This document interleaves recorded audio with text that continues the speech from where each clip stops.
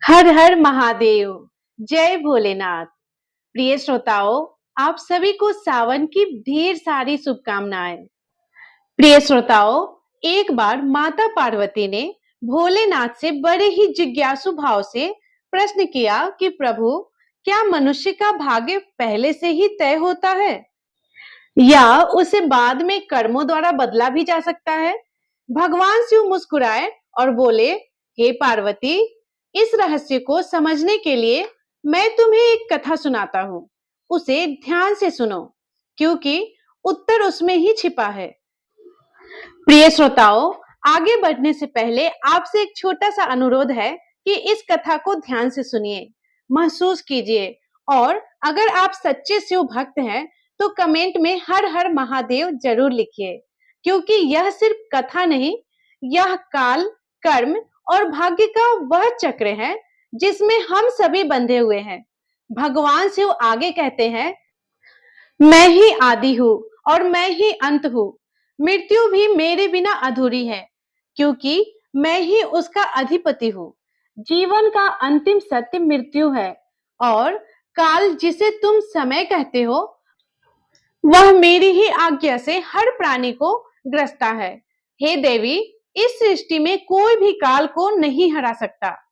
मनुष्य कितना भी चालाक, बुद्धिमान या शक्तिशाली क्यों ना हो, जब उसका समय आता है तब वही होता है जो नियति ने पहले ही लिख दिया होता है। समय, स्थान और परिस्थिति, ये तीनों मिलकर भाग्य को मूर्त रूप देते हैं, और जो होना है वो होकर ही रहता है। देवी पार्वती, एक बार की बात है, पृथ्वी लोक पर एक अत्यंत तेजस्वी और धर्मनिष्ठ राजा राज्य करते थे, जिनका नाम था भागीरथ। वे ना केवल पराक्रमी और ना न्यायप्रिय थे, बल्कि विद्या, विनय और प्रजा पालन में भी अद्वितीय थे। उनकी प्रजा उन्हें अपने पिता के समान मानती थी, और वे स्वयं प्रजा को संतान के समान स्नेह देते थे। राजा भागीरथ का एक विशेष नियम था कि प्रत्येक रात्रि वे वेश बदलकर नगर भ्रमण करते थे, ताकि जनता के सुख दुख को नजदीक से समझ सके। एक ऐसी ही रात, जब गगन में तारे मंद पड़ने लगे और अमृत बेला का स्पर्श वातावरण में घुलने लगा, राजा भ्रमण करते हुए नगर के अंतिम परिक्रमा मार्ग की ओर बढ़े। उसी मार्ग के किनारे पर एक घना जंगल आरंभ होता था। तभी उनकी दृष्टि एक नव युवक लकड़हारे पर पड़ी, जो कंधे पर कुल्हाड़ी लिए जंगल की ओर बढ़ रहा था। वह एक ऊंचे वृक्ष पर चढ़कर लकड़ी काटने लगा था कि तभी अचानक जंगल की निर्वता को चिरता हुआ एक विशाल और भयानक रीछ यानी भालू दौड़ता हुआ वहां आ पहुंचा। यह देखकर राजा एक पेड़ के पीछे चुपचाप छिप गए, लेकिन राजा ने देखा कि वो रीछ भी उसी वृक्ष पर चढ़ने लगा, जिस पर वो नौजवान लकड़हारा लकड़ी काटने के लिए चढ़ा था। उस रीछ को पेड़ पर इतनी तेजी से चढ़ते हुए देखकर राजा आश्चर्यचकित रह गए। उन्होंने सोचा, यह कैसे संभव है? इतना भारी भरकम प्राणी वृक्ष पर कैसे चढ़ सकता है? क्योंकि सामान्य रीछ कभी वृक्ष पर नहीं चढ़ता, लेकिन यह तो किसी अद्भुत शक्ति से चढ़ रहा है। उधर जब उस नौजवान लकड़हारे ने रीछ को अपनी ओर तेजी से आते देखा, तो डर के मारे उसके हाथ पांव फूल गए। भय से कांपते हुए उसके हाथ से वृक्ष के टहनी छूट गई और वह धड़ाम से जमीन पर गिर पड़ा। जैसे ही वह जमीन पर गिरा, उसी क्षण उसके प्राण उड़ गए। अब जब वो भयानक रीछ पेड़ से नीचे उतरा, तो अचानक वो देखते ही देखते एक सुंदर स्त्री का रूप धारण कर लिया और पास ही स्थित एक कुएं के पास जाकर बैठ गया, मानो वो किसी का इंतजार कर रही हो। राजा भागीरथ यह सब देखकर भीतर तक हिल गए थे। उन्हें अपनी आंखों पर विश्वास नहीं हो रहा था। उनकी सारी थकान, सारा आलस्य और नींद एक क्षण में उड़ गई, क्योंकि उन्होंने अपनी आंखों से देखा था कि कैसे वे भयानक प्राणी एक स्त्री में बदल गया। अब उनका मस्तिष्क अनेक प्रश्नों से घिर चुका था। राजा ने ठान लिया कि मैं इसका पीछा करूंगा और जानूंगा कि यह रहस्य क्या है। वे दूर खड़े होकर उस स्त्री पर दृष्टि टिकाए देख रहे थे कि अब वो क्या करती है। थोड़ी ही देर बाद राजा के दो सिपाही जो रात्रि गश्त पर थे वहां से गुजर रहे थे। संयोग की बात यह थी कि वे दोनों सगे भाई थे। जब छोटे भाई की दृष्टि उस कुएं के पास बैठी स्त्री पर पड़ी तो उसे देखते ही वह उसके रूप पर मोहित हो गया और वह बोला, भैया, वो जो सुंदर कन्या वहां बैठी है ना, उसे देखते ही मेरे हृदय में प्रेम जाग उठा है। मेरा मन कहता है कि वही मेरी योग्य वधु है। मैं उसी से विवाह करना चाहता हूँ। बड़े भाई ने जब उसकी बात सुनी तो उसने भी कन्या की ओर देखा और वह भी उसी क्षण उसके सौंदर्य पे मोहित हो गया। और बड़ा भाई भी बोला, अरे छोटे, बड़े भाई के होते हुए तू कैसे विवाह कर सकता है?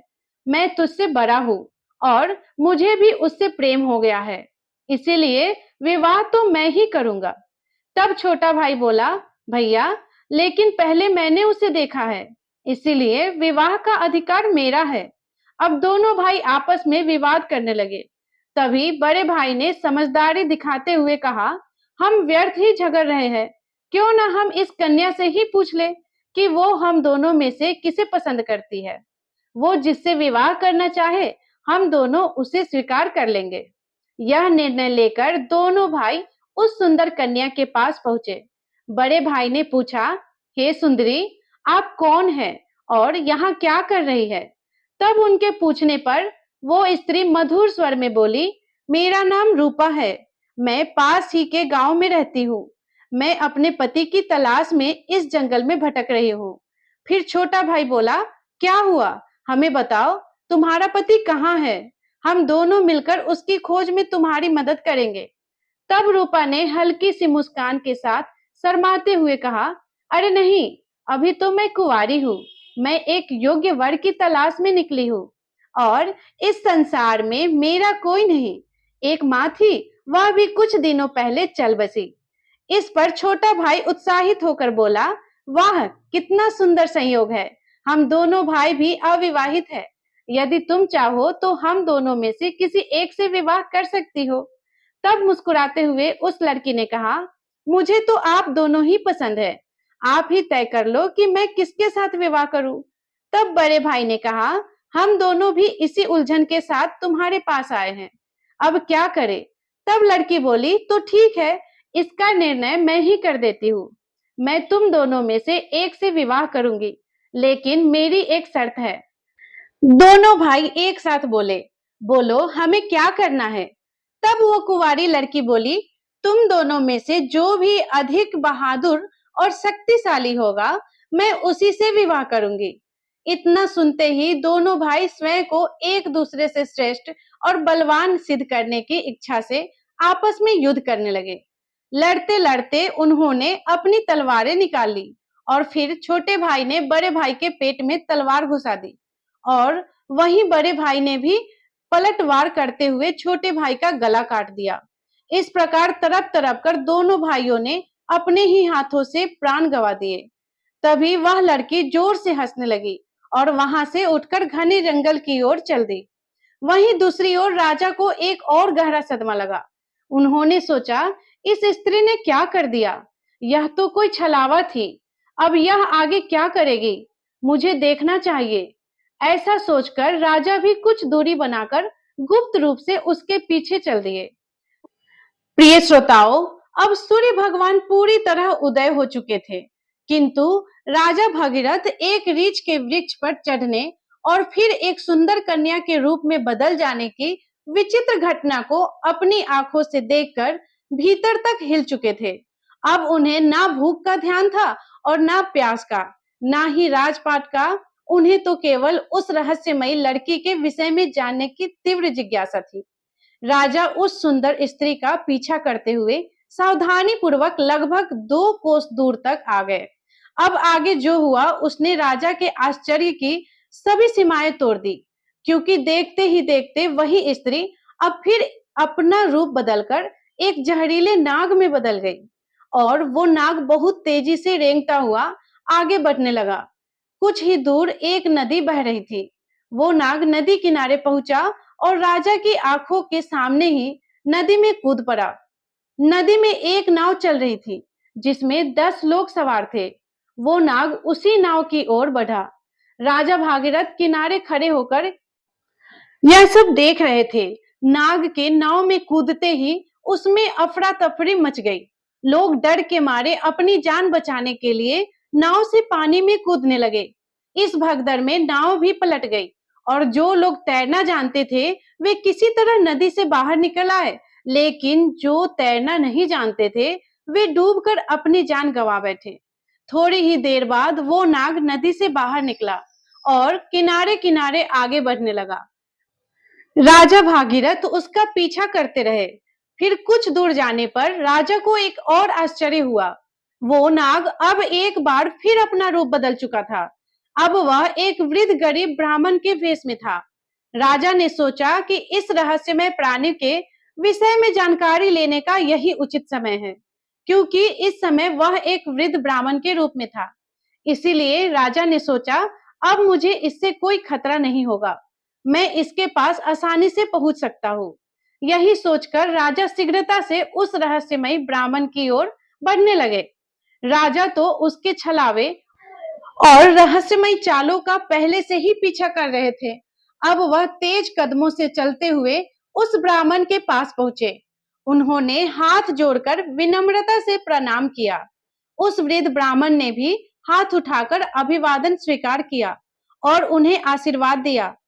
तब राजा ने समीप जाकर पूछा, हे ब्राह्मण देव, आप कौन हैं? तब उस ब्राह्मण ने बड़े आश्चर्य के साथ उत्तर दिया, क्या तुम्हें दिखाई नहीं देता? मैं एक ब्राह्मण हूँ और साथ ही एक वैद्य भी। अभी मुझे बहुत शीघ्रता से राजमहल पहुंचना है, क्योंकि वहां के राजा संकट में हैं और उन्हें एक कुशल वैद्य की आवश्यकता है। उस ब्राह्मण की बात सुनकर राजा स्तंभ रह गए। उनका शरीर पसीने से भीग गया। अब उनका धैर्य टूटने लगा। भगवान शिव माता पार्वती से कहते हैं, हे देवी, ऐसा क्यों ना हो, क्योंकि हर मनुष्य अपनी मृत्यु से डरता है और जब मृत्यु ही उसके सामने खड़ी होकर उससे बात कर रही हो तो भय तो होगा ही। राजा अब अत्यंत डर चुके थे, किंतु उन्होंने साहस जुटाया और दृढ़ स्वर में बोले, हे विप्र, तो सत्य कहिए, ऐसे झूठ बोलना ब्राह्मण को शोभा नहीं देता। इसके लिए आपको दंड भी मिल सकता है, यहाँ तक कि सूली पर भी चढ़ाया जा सकता है। और हाँ, मैं आपको बताना चाहता हूँ कि यहाँ के राजा मेरे मित्र हैं और वे पूर्णतः स्वस्थ है। यह सुनकर ब्राह्मण मंद मुस्कान के साथ बोला, मैं सब जानता हूँ, तुम व्यर्थ मेरा समय नष्ट कर रहे हो। मैं जो भी हूँ उससे तुम्हें क्या लेना देना, तुम अपने काम से काम रखो। राजा ने अब अपनी आवाज ऊंची करते हुए कहा, हे ब्राह्मण, आप पुनः असत्य बोल रहे हैं। आप ब्राह्मण नहीं है, आप वो नहीं है जो मुझे प्रतीत हो रहे हैं। जब तक मैं सच्चाई नहीं जान लेता तब तक मैं आपका पीछा नहीं छोड़ सकता। आपको सच बताना ही पड़ेगा। फिर से मंद मुस्कान के साथ वो ब्राह्मण बोला, हे युवक, मैं एक ब्राह्मण ही हूँ, मुझे जाने दो, नहीं तो यहाँ के राजा की मृत्यु का कारण तुम बनोगे और इसका पछतावा तुम्हें जीवन भर रहेगा। ब्राह्मण के मुख से ऐसी बातें सुनकर राजा को क्रोध आ गया। उन्होंने अपनी गुप्त तलवार निकाल ली और बोले, अब आप झूठ नहीं बोल सकते। मैं तब से आपका पीछा कर रहा हूँ जब आप रीछ का रूप धारण किए हुए थे। आपने उस युवक लकड़हारे को मार डाला, फिर एक सुंदर स्त्री बनकर दो सिपाही भाइयों को एक दूसरे से हाथे मरवा दिया। फिर आप विषैला नाग बनकर नदी में कूदे और उस नाव पर चढ़ गए जिसमें कई यात्री सवार थे। आपकी दहशत के कारण भगदड़ मची, नाव पलट गई। जो तैरना जानते थे वे तो बच निकले, लेकिन बाकी सभी डूबकर मर गए। और अब आप वृद्ध ब्राह्मण का रूप धारण करके नई चाल चल रहे हैं। इसीलिए हे ब्राह्मण, अब सत्य कहो, तुम कौन हो? राजा की तीखी बातें और तलवार की नोक देखकर भी वो ब्राह्मण शांत रहा और बोला, हे युवक, यदि मैं ना बताऊं तो तुम क्या कर लोगे? राजा ने तलवार को उसके और निकट कर दिया और बोले, अब तुम परिणाम भुगतने के लिए तैयार हो जाओ, क्योंकि अब तुम कई लोगों की हत्या करने के दोषी हो। इसीलिए तुम्हें राज दरबार में प्रस्तुत कर सूली पर चढ़ाया जाएगा। तुम नहीं जानते कि यह सम्राट भागीरथ का राज्य है, जो एक न्यायप्रिय और प्रजावत्सल राजा है। तुम यहाँ से जीवित वापस नहीं जा सकते, इसीलिए तुम्हारी भलाई इसी में है कि अपने असली रूप में आओ और अपनी सच्चाई मुझे बताओ।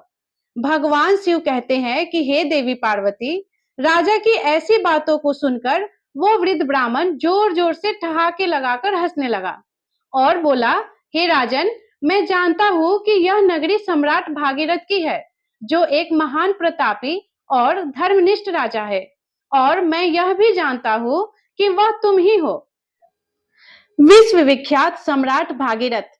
किंतु अब तुम भी एक बात जान लो, तुम मुझे नहीं मार सकते, बल्कि एक दिन ऐसा आएगा जब मैं तुम्हें ही मरने के लिए विवश कर दूंगा। अब तो राजा के होश ही उड़ गए। ब्राह्मण की इस प्रकार की बात सुनकर राजा भागीरथ के हाथ से तलवार छूटकर नीचे गिर गई।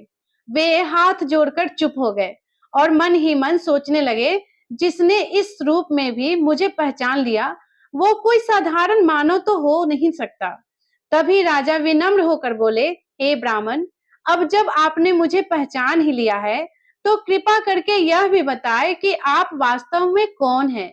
तब वो ब्राह्मण बोला, हे राजन, किसी ने सत्य ही कहा है कि संसार में 4 हट सबसे बलवान होते हैं, राजहट, बालहट, स्त्री हट और योग हट। तुम राजा हो, इसलिए राजहट पर अड़े हो। अब तुम बिना मेरी सच्चाई जाने रह ही नहीं सकते, यह भी मैं जानता हूं, इसीलिए अब ध्यान से सुनो, मैं कौन हूं और मैं तुम्हारी राजधानी में क्यों आया हूं। तब उस वृद्ध ब्राह्मण ने बताना आरंभ किया और कहा, हे राजन, अब तुम्हें मैं अपनी पहचान बताता हूँ। मेरा नाम काल है। तुम जानते हो कि संसार में जितने भी प्राणी जन्म लेते हैं, उनकी मृत्यु निश्चित होती है, इसीलिए इस धरती को मृत्यु लोक कहा जाता है। जब कोई प्राणी माता के गर्भ में आता है, तो उसी समय उसका भाग्य लिखा जाता है। नियति के अनुसार आत्मा शरीर में प्रवेश करती है और वह जीवित होता है। उसी क्षण उसकी मृत्यु का समय, स्थान और कारण भी विधाता द्वारा निश्चित कर दिया जाता है। जब किसी प्राणी की मृत्यु का समय आता है, तो भगवान शिव ही धर्मराज को इसकी सूचना देते हैं, क्योंकि सभी प्राणियों की मृत्यु का निर्णय शिव जी के पास होता है। धर्मराज शिव जी से आज्ञा प्राप्त कर मुझे यानी काल को आदेश देते हैं कि अब जाओ और उस प्राणी के प्राण हर लो। तब मैं मृत्यु लोक में आता हूँ। मुझे पहले से पता होता है कि किस प्राणी की कब, कहाँ और कैसे मृत्यु होगी, इसीलिए मैं उस प्राणी को निश्चित समय पर निश्चित स्थान पर पहुंचा देता हूँ, वहां जहां उसकी मृत्यु सुनिश्चित हो, और जिस प्रकार उसकी मृत्यु विधाता ने लिखी होती है, मैं उसी प्रकार की परिस्थितियां और घटनाएं वहां उपस्थित कर देता हूँ। इसीलिए हे राजन, सुनो, उस लकड़हारे को मैंने नहीं मारा था। तब राजा ने आश्चर्य से पूछा, हे विप्र, आप यह कैसे कह सकते हैं? मैंने स्वयं अपनी आंखों से देखा है कि उस लकड़हारे की मृत्यु का कारण आप ही बने थे। तब ब्राह्मण यानी काल ने कहा, हाँ, कारण तो मैं ही बना था, लेकिन संसारिक लोग तो यही समझते हैं कि लकड़हारा पेड़ से गिरकर मरा, जबकि वह तो मेरी योजना का हिस्सा था। उसकी मृत्यु पेड़ से गिरकर होनी निश्चित थी, इसीलिए मुझे वह रूप धारण करना पड़ा। सोचो, अगर मैं असल में वृद्ध होता तो क्या कभी पेड़ पर चढ़ पाता? उसी तरह जो सिपाही मरे, उनकी मृत्यु एक दूसरे के हाथों होनी तय थी, इसीलिए मुझे एक सुंदर स्त्री बनना पड़ा। फिर जो लोग नाव में डूबकर मरे, उनकी मृत्यु जल में डूबने से होनी निश्चित थी, इसीलिए मैंने एक भयानक नाग का रूप धारण किया, जिससे वे सभी अपनी मृत्यु को पहुंचे। हे राजन, अब आप समझ ही गए होंगे कि मैं कौन हूँ और आपकी नगरी में क्यों आया हूँ। समय, स्थान और परिस्थिति, ये तीनों ही एक प्राणी की मृत्यु में मुख्य भूमिका निभाते हैं। राजा गंभीर हो गए और बोले, हे विप्र, आपने मुझे जो ज्ञान दिया, उसके लिए मैं आपका आभार व्यक्त करता हूँ, लेकिन मेरे मन में एक और प्रश्न है।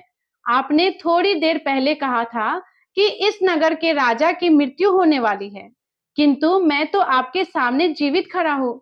तब काल मृदु स्वर में बोले, हे राजन, मृत्यु तो हो चुकी है। वो मृत्यु तो तुम्हारे छोटे भाई चित्रांगन की थी, जो तुम्हारी अनुपस्थिति में राजगद्दी पर बैठा था।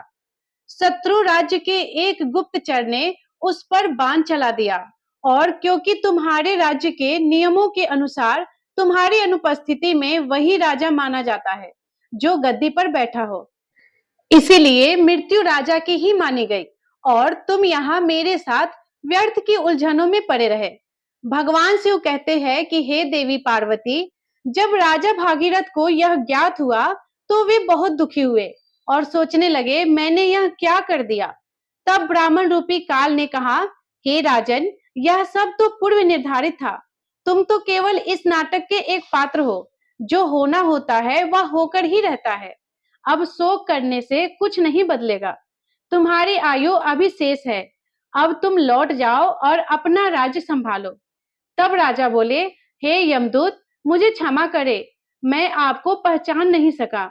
लेकिन अब मैं एक अंतिम प्रश्न पूछना चाहता हूँ कि क्या आप मेरी मृत्यु के विषय में बता सकते हैं? तब ब्राह्मण मुस्कुराते हुए बोले, पूछो राजन, मैं तुम्हारी शंका दूर कर दूंगा। तब राजा बोले, क्या आप मुझे यह बता सकते हैं कि मेरी मृत्यु कब होगी? तब यमदूत ने कहा, नहीं, एक सामान्य व्यक्ति के लिए यह बात जब तक गुप्त रहती है तभी तक वह इस संसार में विलीन होकर जी सकता है, अन्यथा वो मृत्यु से पहले ही पल पल तड़प तड़प कर मरता है। क्योंकि चिंता और चिता में कोई अंतर नहीं है। चिता तो केवल एक ही बार शव को भस्म कर देती है, किंतु चिंता हर पल मन और शरीर को जलाती है। लेकिन राजा के घोर हठ के कारण ब्राह्मण ने कहा, हे राजन, जिस प्रकार से तुमने मेरे साथ रहकर दूसरों की और अपने छोटे भाई की मृत्यु के विषय में सुनकर भी धैर्य नहीं छोड़ा, उससे मुझे प्रतीत होता है कि तुम एक ज्ञानी और धैर्यवान पुरुष हो। इसलिए मैं तुम्हें तुम्हारी मृत्यु के विषय में बताता हूँ। हे राजन, ध्यान पूर्वक सुनो।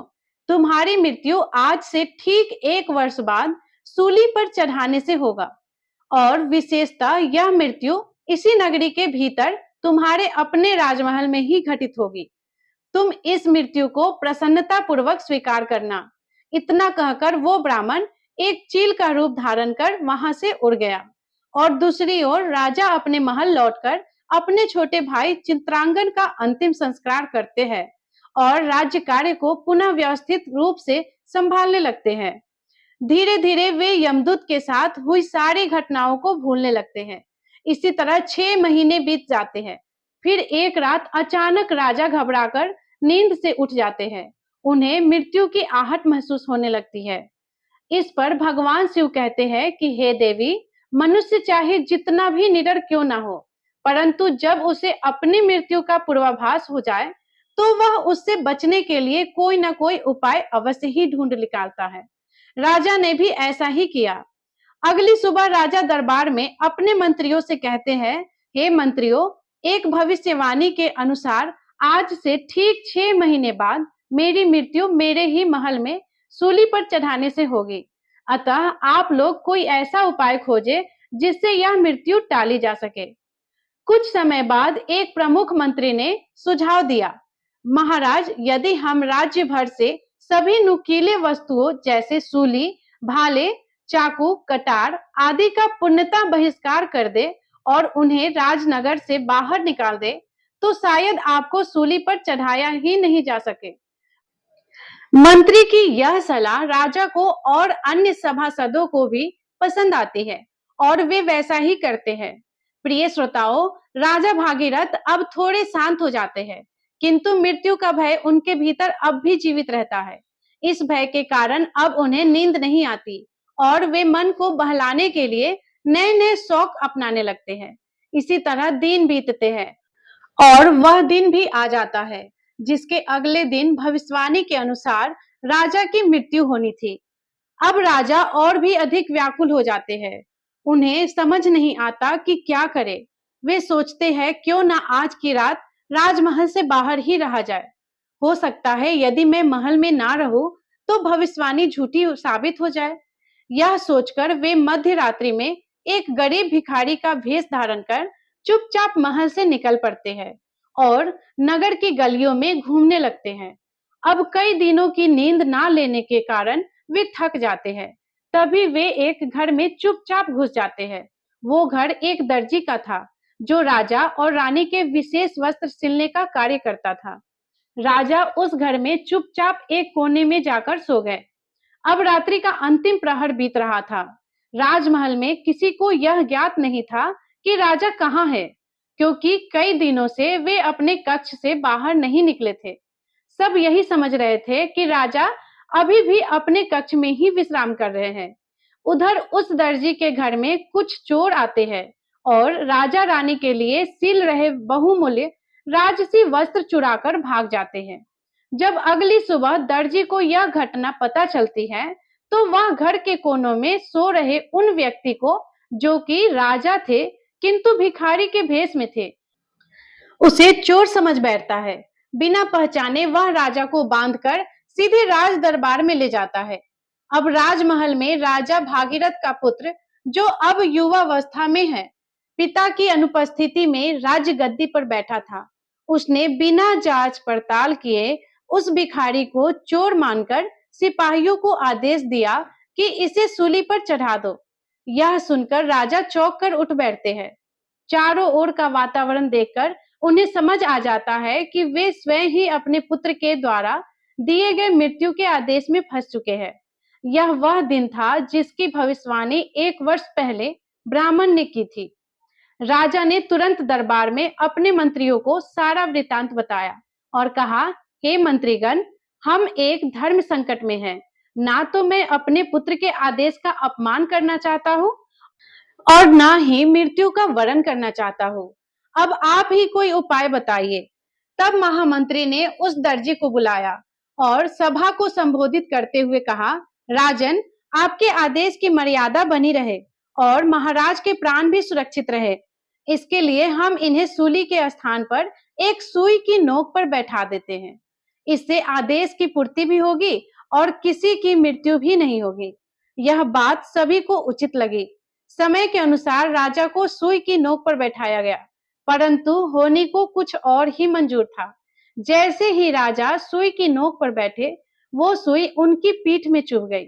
रक्त बहने लगा और वैद्य बुलाए गए, पर तब तक बहुत देर हो चुकी थी। धीरे धीरे राजा का शरीर शिथिल हो गया और वे वहीं तड़पते हुए अपने प्राण त्याग देते हैं।